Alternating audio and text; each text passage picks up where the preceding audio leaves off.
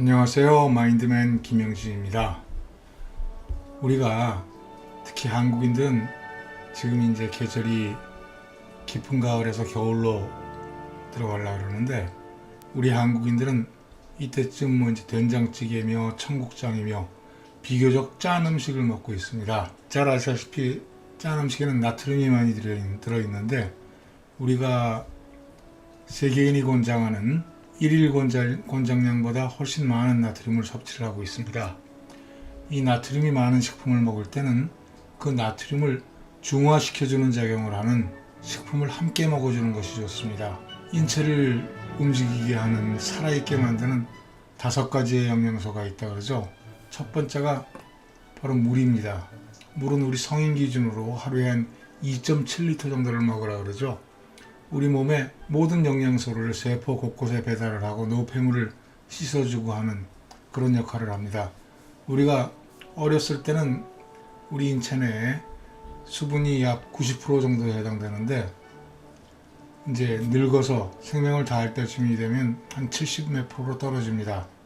그러니까 수분을 잃어가는 과정이 늙어가는 과정이라고 할 수 있겠죠.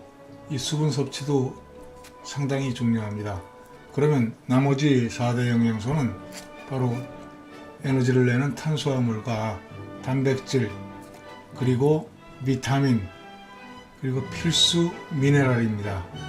무기질이라 그러죠. 그 중에서 나트륨은 무기질에 해당됩니다. 미네랄 계열이죠. 그것이 부족하면 역시 인체에 치명적이 됩니다. 자, 우리가 나트륨은 고등학교 때 배운 화학식으로 보면 11번째 원자입니다. 바로 이 나트륨을 중화시켜주는 것이 칼륨입니다.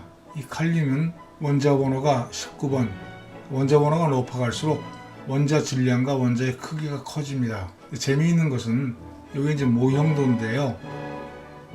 세포 내에 세포 내핵과 외핵을 그려놓은 겁니다. 그러니까 전부 다 영양소와 액체로 이게 구성이 되어 있는데, 이 점친 부분이 멤브레인, 반투막입니다. 둘 다 삼투압 현상에 의해서 움직이게 되는데요. 나트륨, 소금을 많이 먹으면 세포 바깥쪽에 농도가 진하게 됩니다.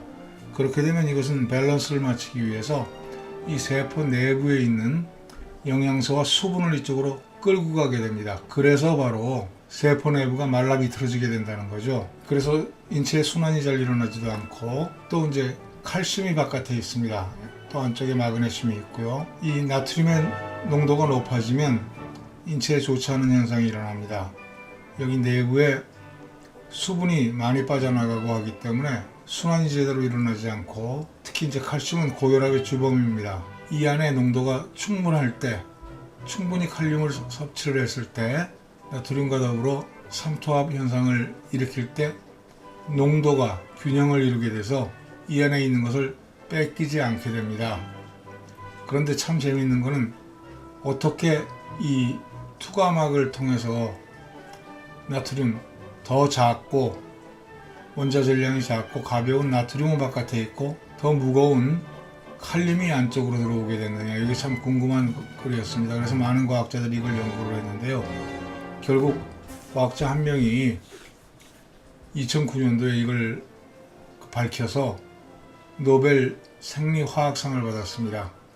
칼륨이 물 분자와 합쳐지면서 세포벽을 통과를 해서 안쪽으로 들어오고, 나트륨은 물 분자랑 합쳐지지 않아서 바깥에 존재한다는 걸 밝혔습니다. 자, 그렇다면 우리 음식 내에서 이런 된장찌개나 이런 걸 할 때는 된장을 만들 때 메주를 소금물에 담가서 만들게 되는 거거든요. 그래서 나트륨의 농도가 상당히 진합니다. 이때 이 안에 예전부터 옛사람들이 부추를 넣어서 먹었어요. 이게 부추인데, 이 부추가 칼륨의 함량이 상당히 좋습니다. 그래서 이 짠 음식을 중화시켜 준다는 거죠. 잠시 다시 가서 보면 매스컴이나 이런 데 나오는 얘기가 칼륨과 나트륨이 서로 합쳐져서 몸 밖으로 배출된다라고 하는 그런 표현을 하는데, 실제로 일적 원소가 합쳐지는 예는 없습니다. 여기는 손이 하나고 NA는 Cl, 손이 하나 부족한 거랑 합쳐지면서 소금이 되지 않습니까? H2 손이 2개 부족한 산소가 합쳐져서 손 하나짜리 수소가 2개가 합쳐져 갖고 물이 되지 않습니까? 둘이가 화학적으로 합쳐질 일은 없습니다. 그러니까 이게 둘이 합쳐져서 몸 밖으로 배출된다라는 얘기는 화학적으로는 맞지 않는 그런 얘기라고 봅니다. 물론 인체에 있는 이런 미네랄은 배출이 되죠. 그래서 계속 섭취를 해줘야 됩니다. 그 다음에 제가 이렇게 요즘 맨김에 찍어 먹는 달래장을 돼지고기 갈은 것과 간장 졸인 걸 갖다 해서 함께 해서 먹는데 참 맛있습니다. 여기다 부추를 함께 넣을까 그랬더니 달래 자체도 나트륨도 있고 칼륨도 있고 다른 여러 가지 미네랄이 들어 있습니다. 달래 자체도 칼륨 함량이 나트륨보다 80배가 더 많은 칼륨을 아주 많이 보유하고 있는 건강식품입니다. 그래서 맛이 아주 오묘했던 것 같아요. 이렇게 해서 먹으면 많은 부분 나트륨의 짠맛, 그 다음에 인체에 해가 되는 부분을 해소를 할 수가 있습니다. 식품 내 칼륨 함유량을 밀리그램, 그램의 1000분의 1 단위로 낸 겁니다. 치즈 40g에는 약 50mg이 있네요. 오렌지 한 개는 약 250mg 정도가 있고, 소고기 85g에는 약 350mg, 그 중에서 가장 많은 건 고구마 한 개네요. 고구마 한 개에 700mg 정도가 들어있습니다. 그럼 밀리그램이라는 걸 어떻게 따지는가 하면 대체로 각설탕 한 개가 3000mg입니다. 이런 미네랄은 과다한 섭취를 하게 되면 안 되거든요. 이런 자연 시간에 들어있는 것은 우리 인체가 알아서 과다 섭취를 안 하도록 스스로 조절을 합니다. 그러나 정제로 만들어진 약품에 대해서는 조절을 못해요. 그래서 칼륨을 과다 복용한다든지 칼슘제를 과다 복용한다든지 하게 되면 인체가 적정량을 넘어서서 흡수를 하게 됩니다. 사실 과다해지면, 모자라도 문제지만 과다해지면 맹독입니다. 칼륨은 과다하게 되면 심장을 먹게 하는 성질이 있습니다. 이런 것을 제가 의사도 아닌 사람이 어떻게 아는가 하면 바로 이런 책들을 통해서 제가 배우는 겁니다.